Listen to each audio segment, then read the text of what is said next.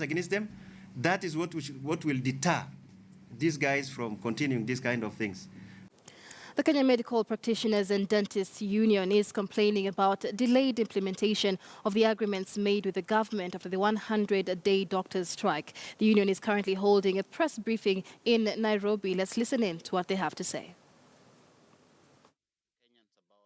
About a few issues, number one of which, of course, is to update the country on the progress that we have made concerning the issues of the collective bargaining agreement. And number two is to discuss specifically the issue of employment of doctors and posting post-internship. And then, of course, also to look into the future on what next. So to first tell you is that today with us here are young doctors who have been jobless, some of them for 6 months or so. And I think that is what I want to address first, because we have been told before, and I remember in March when the government of Kenya was very enthusiastic in bringing doctors from outside the country, and we had this talk, and some members of the public were wondering whether the union was right in saying that we have Kenyans who are doctors who needed our jobs, and the money that would have been used to import doctors, let's first of all employ our own doctors. Today we have these doctors here, and at that time we said that these doctors were numbering 1,400, and it's actually indeed true that we have about 1,400 doctors in this country who are awaiting employment, even at a time when the government itself has acknowledged that there are severe shortages, when the government itself is running around all over the world looking for doctors from Tanzania to Cuba.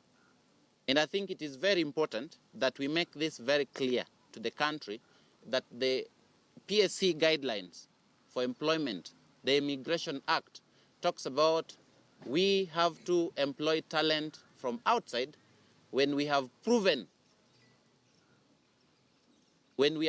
that there is no person of such qualifications here in this country. And I think it is important to put the government on notice that we have doctors who have been waiting. I have to say that over the last 2 or 3 years, we as a union have kept updating the country on our staffing needs, on the doctor-patient ratio, and ours is one of those poorest ones. Kenya still has a shortage of about 83,000 doctors.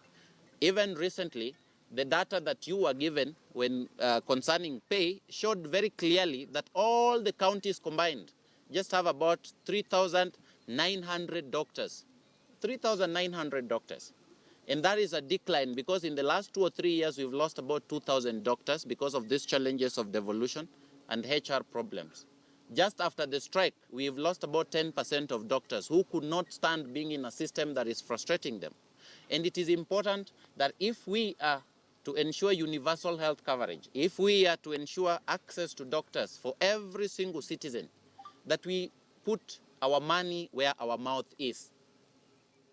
The Ministry of Health and the government of Kenya cannot go around shopping for doctors from outside when we have doctors in this country who are Kenyans, who are children of our own country. What is it? What are we showing to their parents and to themselves and to the young people in this country who have ambitions of doing the best to make sure that they give their country their services as doctors? And today we have them here.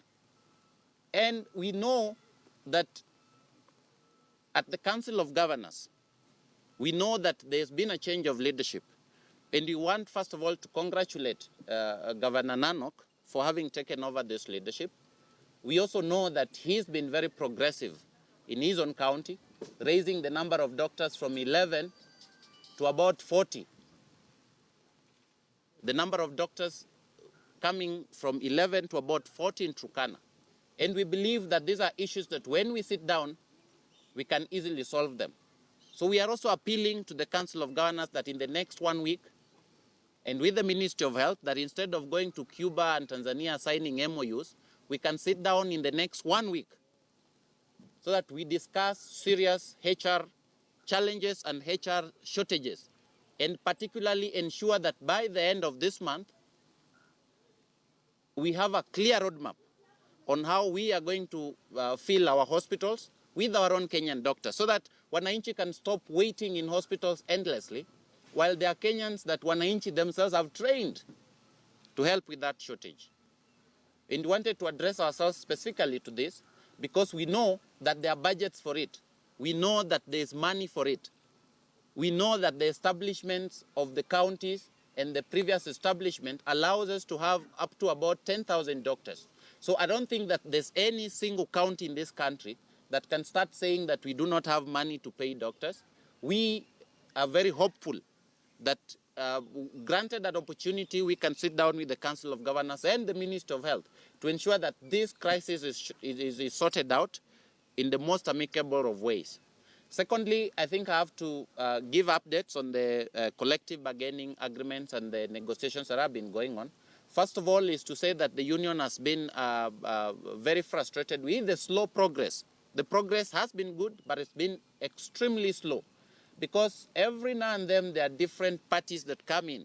So far, we've negotiated with nearly 9 to 11 different teams, Each one, county secretaries, chief officers, county public service boards, the ministry, and it's the same issues over and over and over that we had talked about during the strike. And I think in the interest of the public, and you want to make it very, very clear, in the interest of the public, it is important that the issues that are remaining are sorted out in the soonest time possible. We know that we had signed an addendum to the return to work formula that were extending the deadlines. Some of those deadlines come to an end tomorrow. The other deadline comes to an end on the 3rd of June.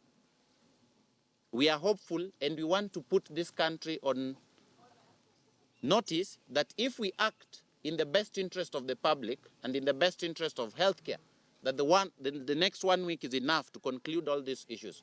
We have been meeting day and night, and we want to, of course, also convey our gratitude to part of the teams that have been engaging from the government side, because it's been very vigorous. Up to late last night, we were actually still meeting under the chairmanship of Mr. Haga from the LSK. And we know that we've made significant progress. So far, we are waiting for a letter of no objection from the SRC. The SRC is already aware. We hope that can be done by Monday. But we also want to tell the government that the progress has been painfully slow. Painfully slow. And I think the expectations from the public, including these doctors, because part of the issues that we are discussing in the CBA and part of the issues that we discussed in the CBA is employment of doctors and how to staff our facilities. So what's the way forward? For us as a union, we have always been very, very committed to dialogue. We are very committed to dialogue and to ensure that these processes are completed in a way that do not disrupt services. But we also have to say that there are a number of people on the side of government that are still intent on causing pain to the doctors. We want to single out some few officers from the Ministry of Health who so far have not paid doctors their dues for nearly 5 months, even after a directive from the president. So we don't know who these people want to listen to. There are a number of officers, some of whom are here, and specifically doctors who are in the internship program, have never been paid for their dues for the 3 months. Dr. Omar Oluga, they are Secretary General of the Kenya Medical Practitioners and Dentists Union. They are addressing the press on matters surrounding the welfare